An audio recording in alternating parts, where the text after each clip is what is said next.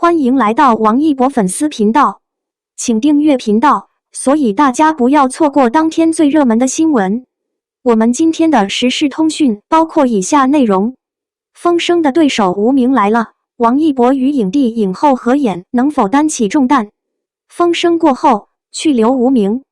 等了12年，风声真正的对手来了。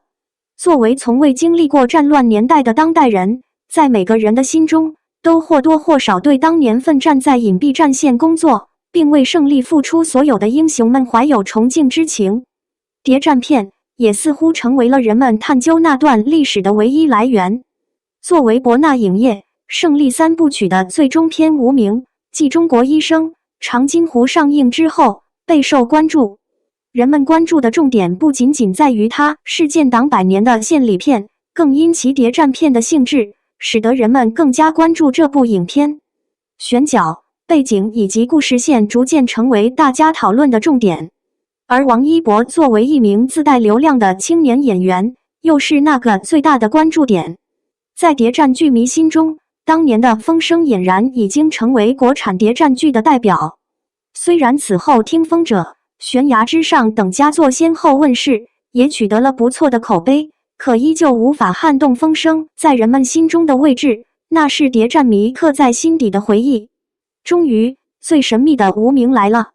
看牌面，编剧、指导程耳，主演梁朝伟、王一博、周迅、王传君，影帝加影后加实力派的阵容，堪称神仙打架，和当年的风声有得一拼。都说有了老戏骨的加持，加上顶流的流量，此片必爆。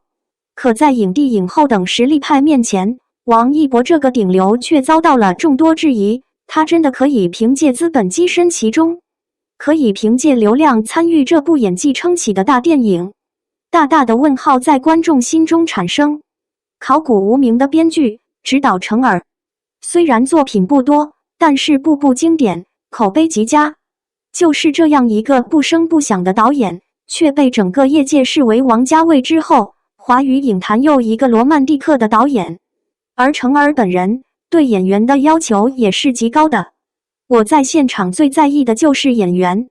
演员如果不准确，什么都不用谈了，什么东西都颠覆，不成立了。试问，在这样一位严格的导演面前，单凭流量就可以留下参演？作为博纳影业集团创始人于东，对于自己公司所拍摄的建党100年献礼剧3部曲，更是十分重视。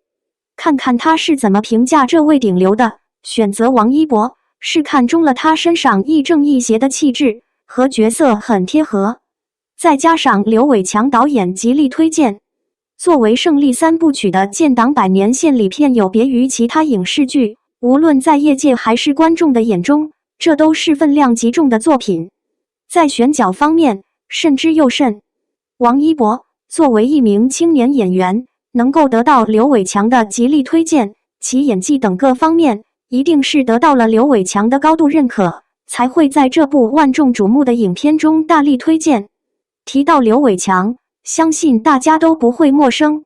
随便在一个网站上点开他的名字，在词条下方其执导的影视作品中，相信没有人会说没看过、不知道。无间道系列、古惑仔系列、头文字 D、中国医生、中国机场、维和防暴队，而王一博与刘伟强的结缘正是因其执导的维和防暴队。